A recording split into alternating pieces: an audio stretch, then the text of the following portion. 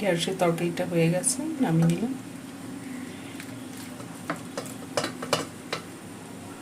তোমরাও এইভাবে বাড়িতে ঢেঁড়সের তরকারি বানিয়ে খেও, দারুণ লাগে খেতে। এটা ভাত দিয়েও ভালো লাগবে কিংবা রুটির সাথেও ভালো লাগবে। খুবই কম তেল মশলা।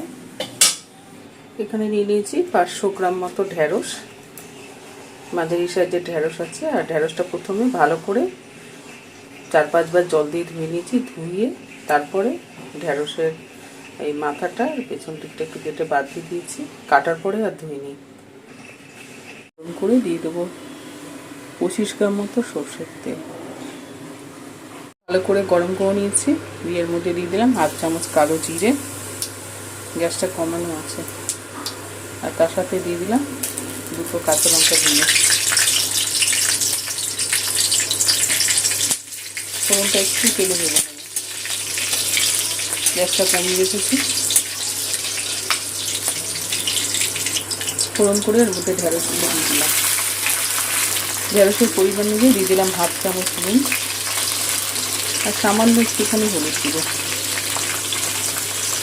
নুন হলুদটা ঢেঁড়সের সাথে মিশিয়ে নিয়ে ঢেঁড়সটা ভেজে নেব।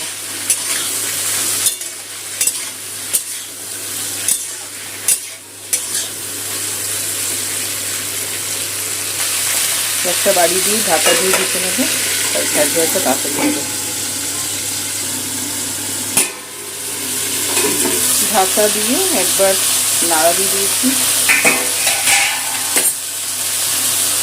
ঢাকা ছিল, একবার নেড়ে দিয়েছিলাম। ঢেঁড়সটা একটু ভাজা ভাজা হয়ে গেছে। এর মধ্যে একটা মিডিয়াম সাইজের পেঁয়াজ কুচি দিয়ে দিলাম।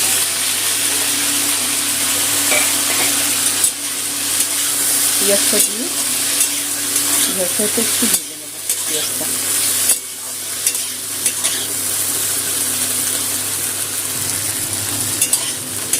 পেঁয়াজটা একটু ভেজে নিয়েছি ঢেঁড়সটাতে।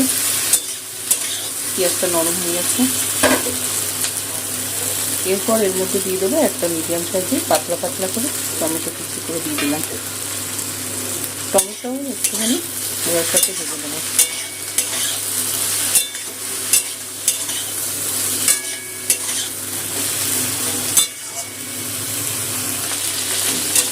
টমেটোটা দিয়ে একটু ভাজা ভাজা করে নিচ্ছি টমেটো আর পেঁয়াজটা। এরপর এর মধ্যে দিয়ে দেবো 1/2 চামচ করে নুন। হলুদ গুঁড়ো দেবো না ঢেঁড়সে, তাহলে সবুজ রঙটা থাকবে না ভালো। নুন, ঝাল লঙ্কার গুঁড়ো, কাশ্মীর লঙ্কা, জিরে ধনে গুঁড়ো, চিনি 1/2 চামচ করে। এই গুঁড়ো মশলাটা দিয়ে ঢেঁড়সের সাথে একটু কষিয়ে নেব।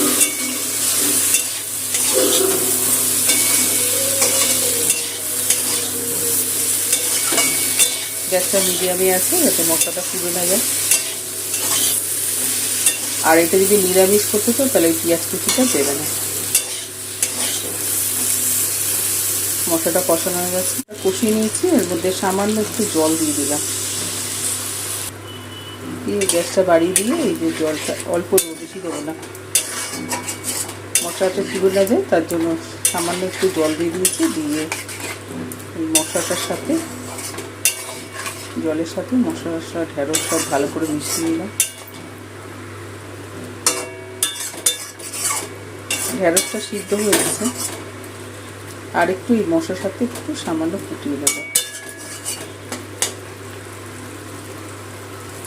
ঢাকা দিয়ে 1 মিনিটের মতো রেখে দেব। ঢাকা দিয়ে 1 মিনিটের মতো রেখে দিয়েছিলাম।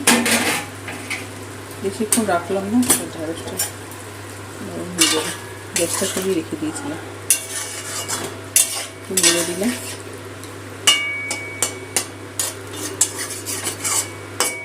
তো বেশি ঝোল ঝোল হবে না, শুকনো শুকনোই হবে।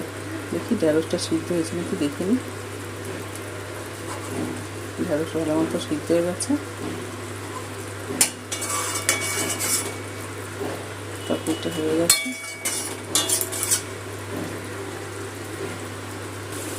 তরকারিটা হয়ে গেছে, গ্যাসটা বন্ধ করে দিলাম। তৈরি হয়ে গেল ঢেঁড়সের তরকারি, খুবই কম তেল মশলায়।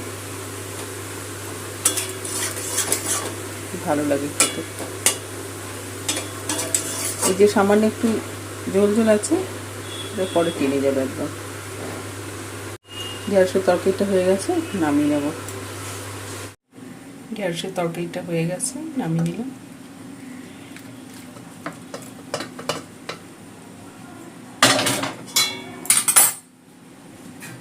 বন্ধুরা, তোমরাও এইভাবে বাড়িতে ঢেঁড়সের তরকারি বানিয়ে খেও, দারুণ লাগে খেতে।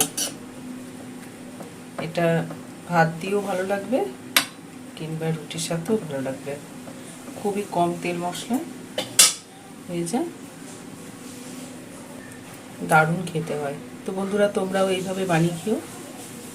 আর ভালো লাগলে প্লিজ বন্ধুরা একটু লাইক দিয়ে চ্যানেলটা সাবস্ক্রাইব আর ফলো করে দিও।